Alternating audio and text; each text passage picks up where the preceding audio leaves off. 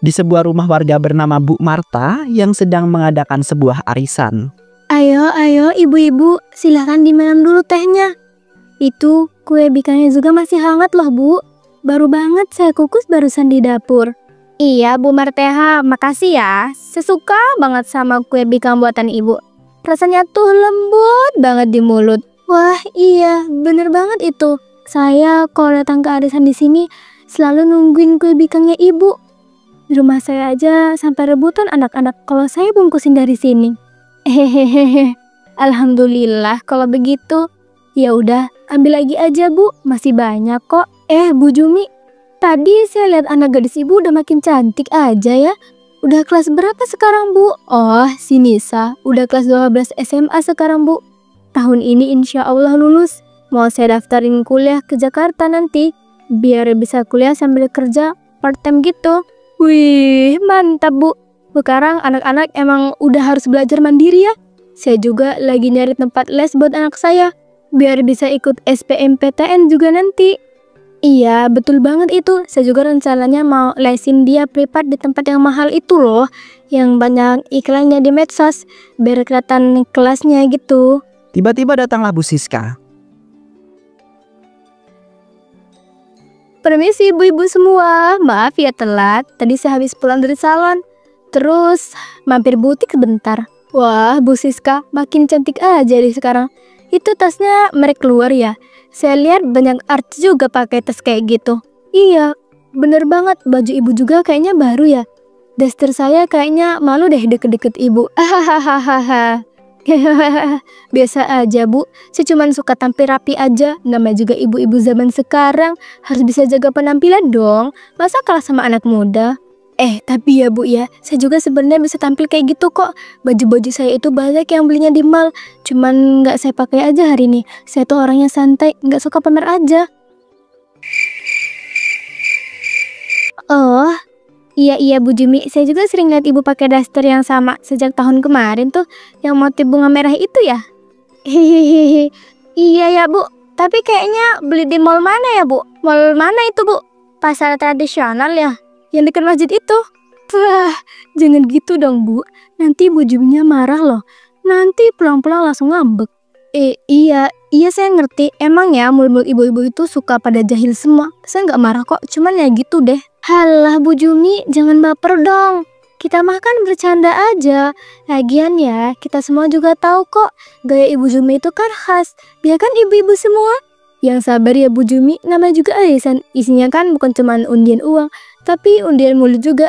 Siapa hari ini yang jadi sasaran? Hehehehe, benar juga tuh Bu Lestari. Tapi tenang Bu Jumi, saya dukung kok ibu kok, saya dukung terus. Kata ibu-ibu harus tetap percaya diri. Mau tampil sederhana atau glamor, yang penting yakin. Iya, makasih ya Bu Siska, saya ngerti kok maksud ibu semua.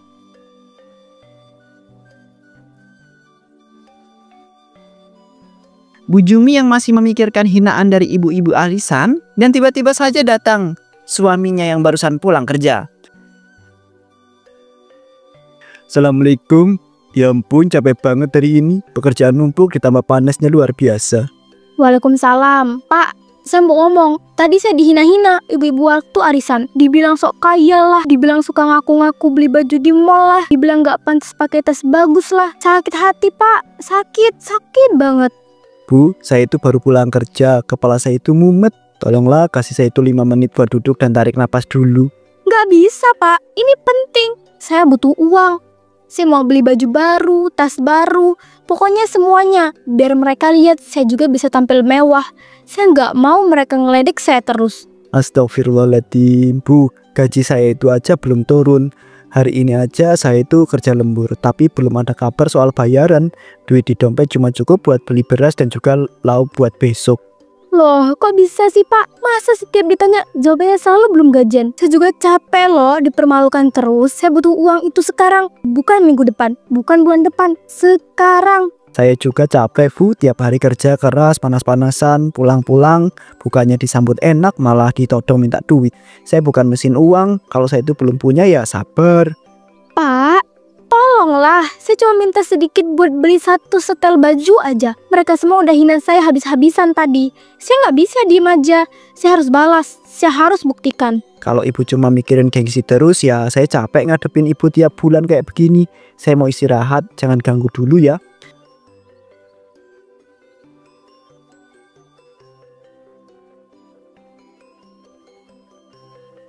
Keesokan harinya Bu Jumi memaksakan belanja ke toko baju dengan anggapan kalau bisa membayar dengan sebuah cicilan.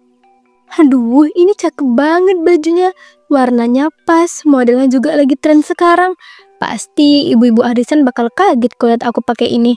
Aku bisa bikin mereka terdiam semua. Wah, ini yang namanya aura mahal. Aku kelihatan kayak istri pejabat. Nggak boleh nggak jadi beli ini. Mereka semua harus lihat kalau Bu Jumi juga bisa tampil luah. Selamat siang, Bu. Kalau butuh bantuan atau mau lihat ukuran lain, bisa panggil saya ya, Bu. Oh iya, ini saya tinggal pilih satu lagi, Mbak. Soalnya semuanya bagus-bagus, saya bingung mau pilih yang mana.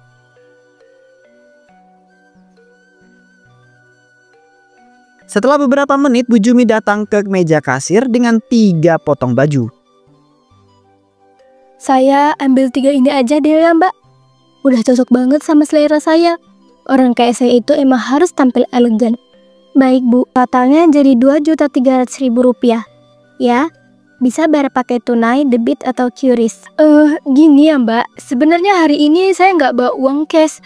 Dompet saya ketinggalan di rumah. Kartu juga nggak kebawa. Tapi saya bisa bayar nanti kok. Saya ini langganan toko ini. Saya sering banget belanja di sini. Maaf, Bu, tapi sesuai aturan toko, kami tidak bisa melayani sistem hutang atau simpan dulu. Semua pembayaran harus langsung dibayar saat transaksi. Loh, masa nggak bisa sih, Mbak? Saya ini Bu Jumi loh, orang-orang juga pada kenal. Cuma 3 potong baju gini doang, masa nggak bisa sih? Maaf, Bu, saya tetap harus patuhi prosedur. Kalau Ibu memang mau, bisa titip dulu di kasir. Nanti datang lagi setelah bawa uangnya. Mbak, jangan kurang ajar ya. Saya ini bukan orang sembarangan. Mbak pikir saya nggak mampu bayar?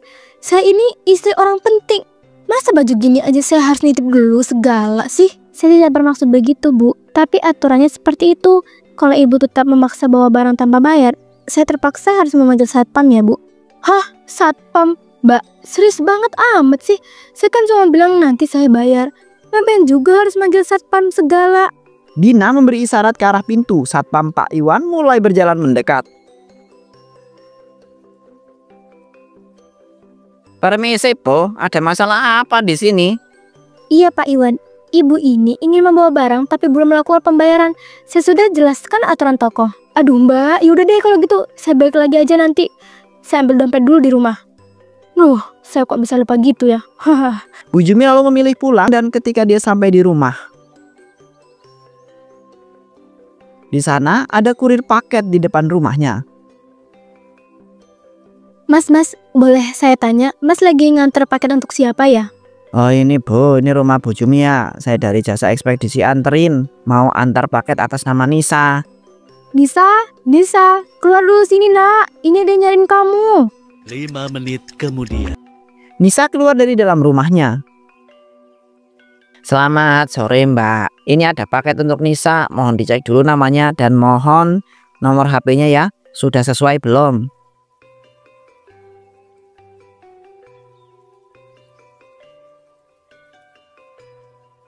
Oh iya Mas, ini paket skincare aku yang aku beli kemarin sore.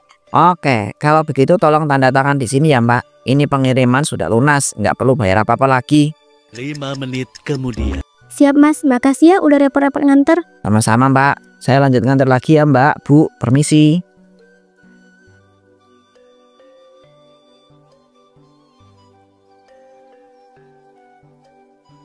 Skincare, paket, kurir. Bu Jumi tersenyum dengan sangat licik. Oh, jadi gitu ya cara anakku itu dapat barang-barang bagus. Cuman pencet-pencet HP, tahu-tahu datang paket. Kurir yang nganter ke rumah, nggak bayar di tempat, udah lunas katanya. Lah terus, kalau aku pesen juga, barangnya bakal dikirim kayak gitu kan? Dan kalau aku bilang ke kurirnya bahwa aku udah transfer ke penjualnya, padahal hasilnya belum, berarti aku bisa punya barang tanpa harus keluar uang dulu. Tinggal pura-pura aja udah bayar. Wah, ini sih ide cemerlang. Ini namanya rezeki datang dari langit. Aku juga bisa belajar online kayak Nisa, tapi aku akan mainnya lebih pintar. lebih elegan, lebih jenius.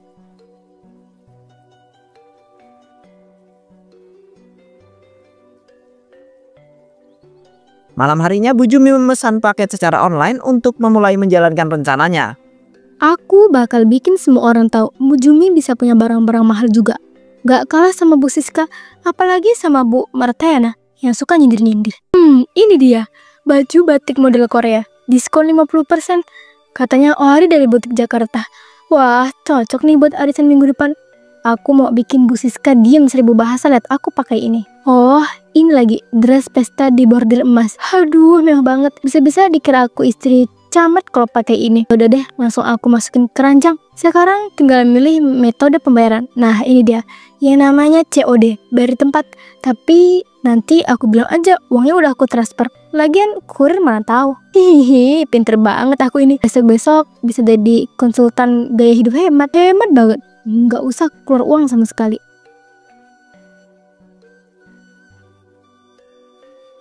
Beberapa hari kemudian, paket Bu Jumi pun sampai.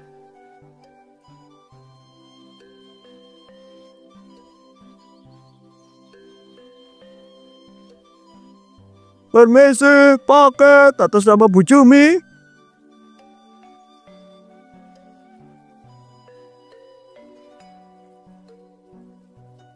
Ya Bu, ini paketnya bisa dicek dulu ya. Setelah itu tinggal bayar sesuai totalnya, Rp2.500.000. Ah, apa? Bayar? Tapi bukannya ini sistemnya COD ya? Bayar di tempat. Ya Bu, betul. COD itu cash on delivery. Artinya bayar pas barangnya diantar ya. Loh, saya pikir itu kan sistemnya dibayar sama pengirim gitu loh.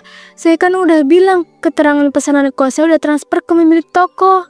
Aduh Bu, saya itu cuman kurir. Saya itu nggak urus soal transaksi Bu. Yang jelas nama Ibu itu tercatat di sistem sebagai COD. Dan itu berarti Ibu yang harus bayar sekarang. Saya nggak ada uang Mas, beneran. Saya pikir ini beneran udah dibayar. Kalau gitu saya tolong aja deh paketnya ya. Nah Bu, ini udah dicatat di sistem, udah masuk jalur pengiriman. Nggak bisa sembarangan ditolak dong. Uangnya harus dibayar. Saya juga bisa kena potong gaji kalau ini nggak diselesaikan. Mas, saya mohon, saya nggak ada uang. Nanti saya bayar deh kapan-kapan. Saya kasih janji aja dulu ya Mas. Wah parah ini, orang nggak punya uang kok gaya beli barang mewah segala. Mau tampil gaya tapi nggak ngerti aturan. Niat nipu kali ya. Mas, jangan ngatain saya kayak gitu dong. Saya ini cuma salah paham aja. Lagian saya ini pelanggan. Mas nggak boleh ngomong seenaknya. Pelanggan apa Bu? Pelanggan tipu daya. Nih ya Bu, orang kayak Ibu ini ya bikin kita itu kurir jadi susah. Bayar enggak, ngomong muter-muter, sekarang malah acting. Mas, jangan macem-macem ya. Saya bisa laporin Mas ke RT sekarang ini. Silakan Bu, tapi sebelum itu tolong bayar dulu barang ini ya. Bu Jumi masuk ke dalam rumah beberapa detik kemudian 5 menit kemudian. keluar sambil membawa golok. Kalau Mas terus maksa dan ngata-ngatain saya nggak akan segan buat nyari cara sendiri ngusir Mas dari sini. Ini rumah saya. Aduh Bu, ya udah deh, ya udah saya balik aja. Saya nggak mau ribut panjang lebar, tapi saya catat ini ya, dan saya laporkan ke kantor. Kurir paket pun takut dan mulai memilih untuk menagih dan pergi. Ya ampun, berhasil juga ternyata. Aku kira bakal gagal, ternyata tinggal ngeluarin golok aja. Orang langsung kabur, ini sih gampang banget.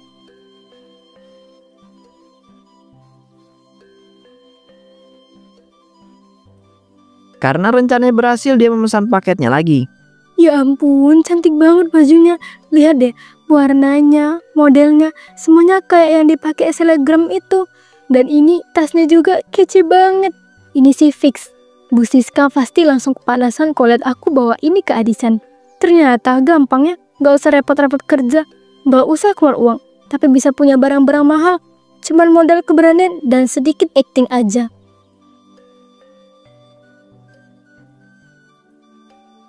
Keesokan harinya, kurir paket mengantarkan lagi paket milik Bu Jumi. Kali ini dia berharap Bu Jumi akan membayar paketnya tersebut. Ya Allah, ini rumah Bu Jumi lagi. Semoga kali ini dia itu sadar dan bayar dengan baik-baik. Saya sudah males kalau harus ribut lagi kayak kemarin.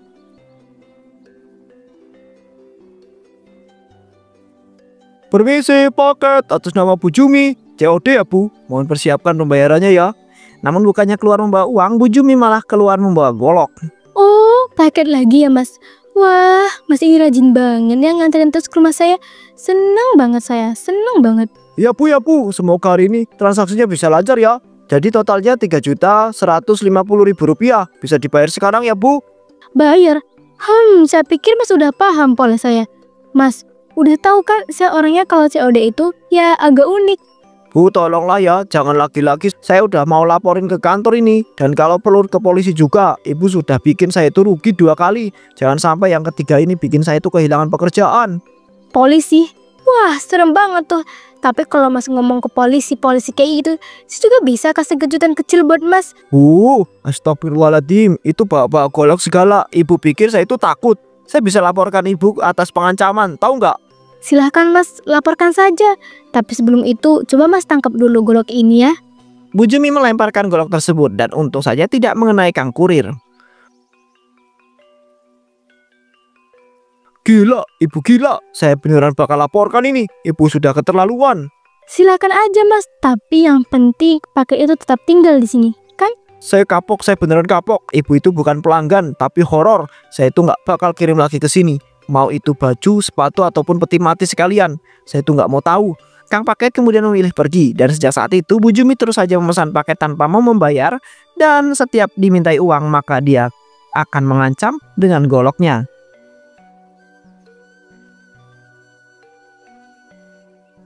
Dan pada suatu hari saat Bu Jumi sedang mau pamer kalau dia punya barang-barang mewah.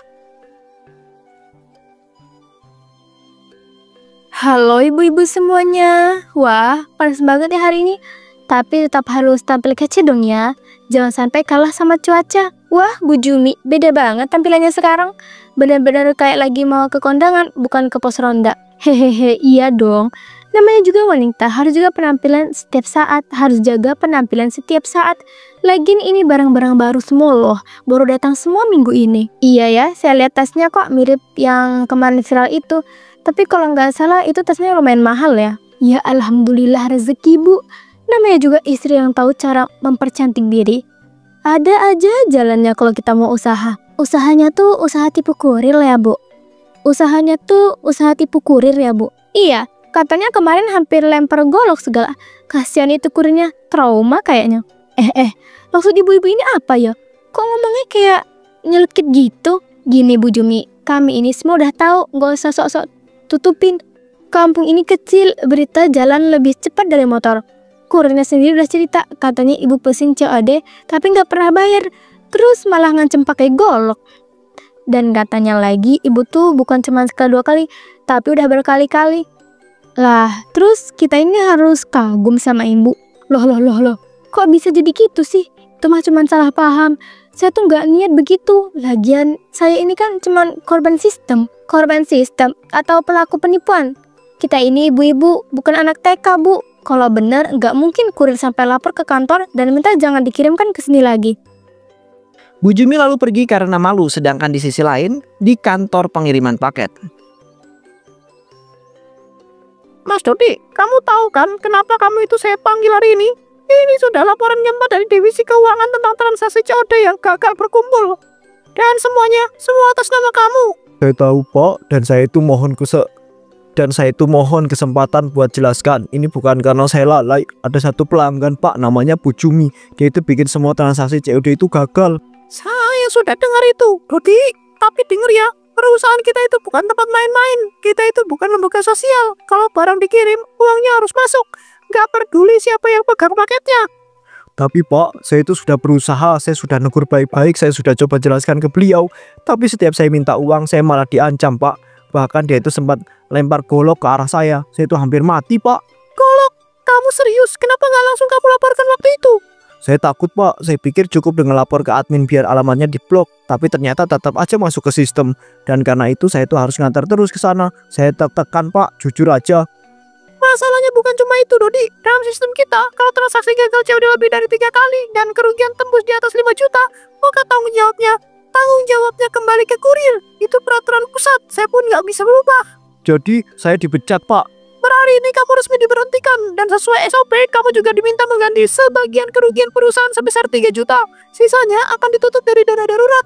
Baik Pak, saya itu nggak akan nolak keputusan ini. Tapi saya cuma mau bilang satu hal, saya nggak akan tinggal diam.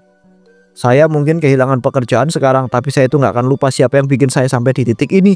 Orang yang nipu saya, hina saya, ancam saya. Dia itu pikir bisa terus-terusan main kotor. Tapi saya akan balas dengan cara yang nggak pernah disangka-sangka.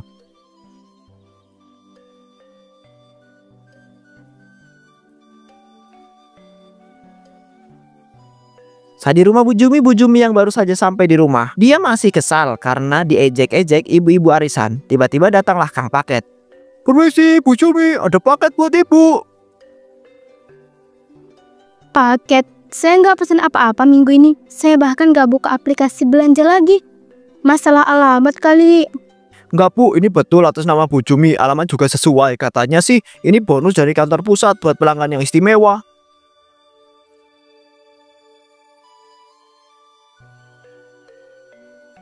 Bonus? Maksudnya gratisan?